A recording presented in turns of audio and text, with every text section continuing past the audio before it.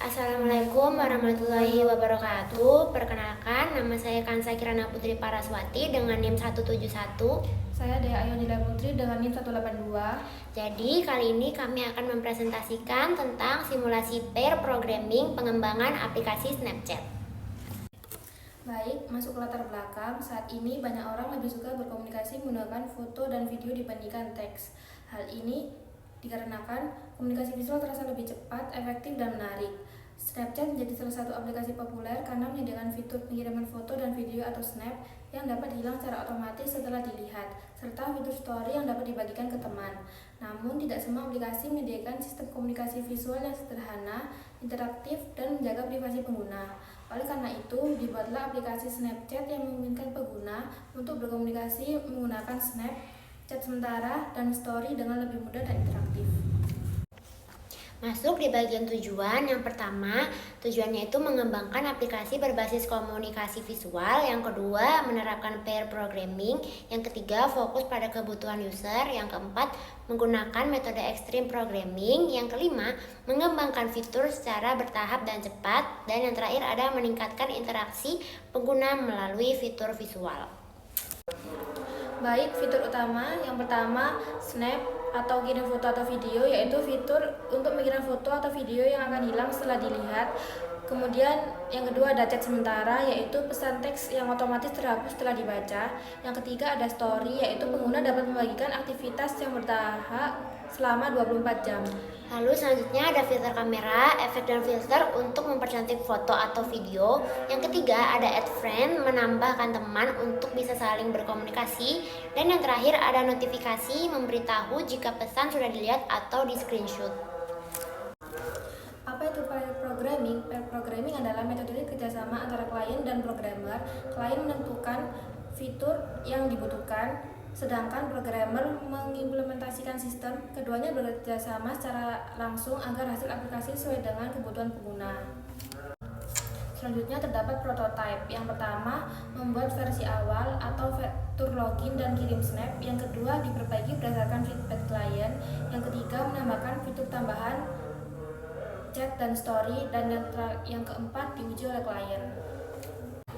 Jadi masuk di penjelasan Extreme Programming ataupun XP adalah metode pengembangan sistem yang dilakukan secara bertahap dalam bentuk iterasi.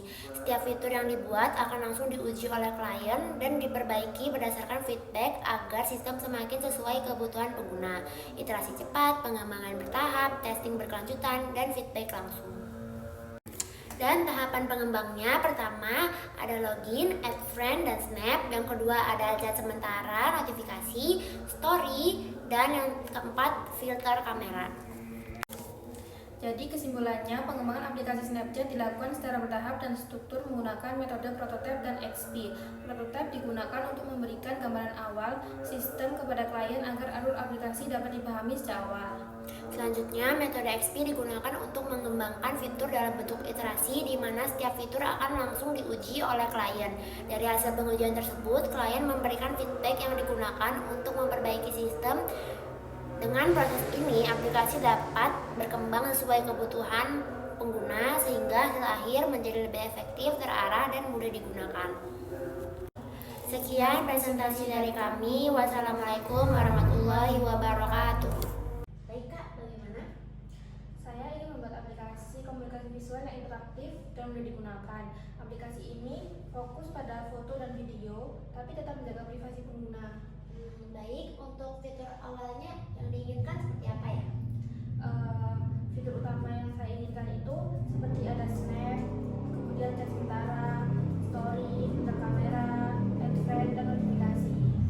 Snap dan chat bisa kita kerjakan di tahap awal, tapi untuk notifikasi screenshot itu cukup kompleks. Kenapa ya Kak? Karena harus mendeteksi aktivitas secara real time, jadi butuh sistem tambahan. Baik, berarti kita fokus ke ini dulu ya Kak? Benar. Jadi kita menggunakan metode prototype dimulai dari fitur sederhana seperti login, add friend, dan kirim snap, lalu diuji dan diperbaiki. Berarti saya ikut mencoba dari awal ya Kak? Oh betul. Jadi kita juga pakai extreme programming di sini. Nah, fitur dikembangkan bertahap, diuji, lalu perbaiki setiap iterasinya. Oh iya Kak, benar. Biar aplikasi itu terasa bergabungnya sedikit demi sedikit. Saya ingin tambah fitur reply snap dan reject emoji Kak. Baik Kak, itu bisa ditambahkan. Saya juga ingin semua snap bisa disimpan permanen. Waduh, untuk itu saya kurang setuju. Kenapa Kak? Karena bertentangan dengan konsep